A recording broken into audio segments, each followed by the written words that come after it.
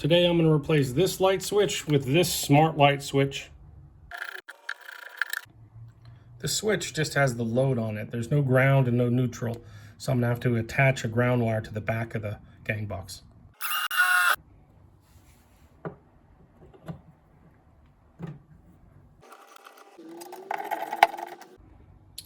Now I just need to hook up the load lines and the ground wire and see if it works.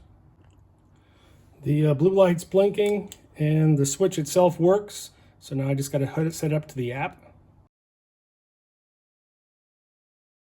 This is the GE Cync switch. It doesn't require a neutral wire, so it makes it kind of easy to install in places where there's no neutral or no ground put in.